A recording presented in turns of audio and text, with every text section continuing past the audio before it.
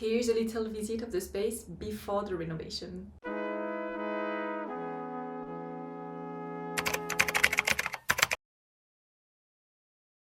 And I just want to share how it all happened, buying a place that I would renovate. I started to look for something probably 7 years ago, and for some reason it was never the right time. I was not feeling ready, or I didn't have enough money, or I couldn't find the right place, or COVID happened. Anyway, there were always an excuse I could find. And it's just that one day I was randomly looking and I saw that place that looked super nice. I came back the day after and the day after, and I remember that even in the middle of the night, once I woke up and I was thinking about that place, and I was looking at 3 a.m. on the website, the pictures of the place, and I thought, okay, I really have to call the guy and to make a visit, which is what I did, and I was super interested by it. I also have to say that I was a bit scared because I went to the visit alone. I wanted to make this decision of buying it, but I didn't double check with someone else that could know more than me about investing.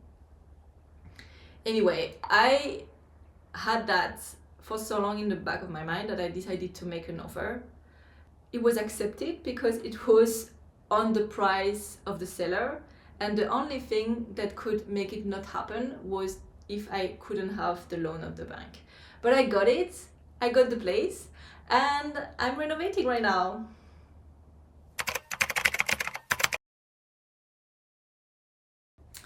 So now a quick visit of the space.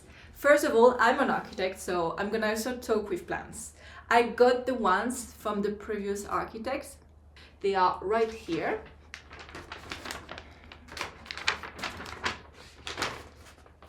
Ta-da! And we actually have 3 levels, basements, ground floor and first floor. In reality, the house has 4 levels. It also includes the attic that is not represented here. These plans were made before the construction, which means that sometimes it's not built exactly as it is drawn on the plan. And for that reason, I decided to actually make my own plans.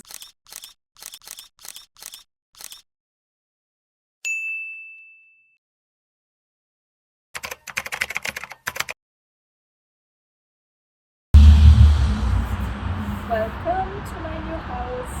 I would like to show you a little home tour because it's gonna be fully renovated. Come in.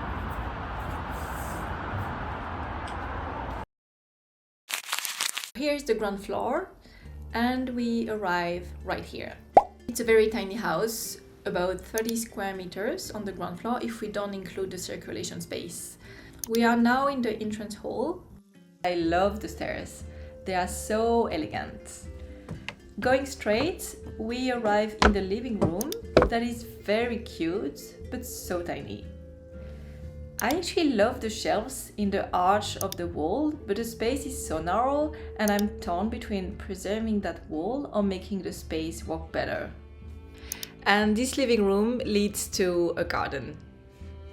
Then if we go back to the hallway, on the left we actually have a bedroom. This is weird, right? It was categorized as a bedroom because of the French building code. It is in case a person becomes elderly or disabled and can't use the stairs anymore. But I mean, I don't even have a bathroom on the ground floor, so it doesn't make sense. Oh, and there is this wooden stove that looks amazing. Unfortunately, the seller didn't leave it in the space. And you access from there to the kitchen. Very tiny as well, which is a challenge, but I already see where it could open up.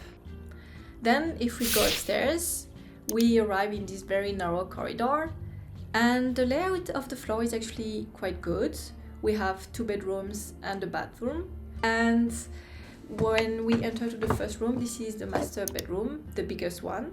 Same for the second room. They both look like most of the house, with these wooden creaky floors, which brings so much charm. But then the last room the corridor leads is the bathroom, which is also very tiny and old-fashioned. Also, I have to say it is functional for a mini bathroom. We can continue to the attic floor.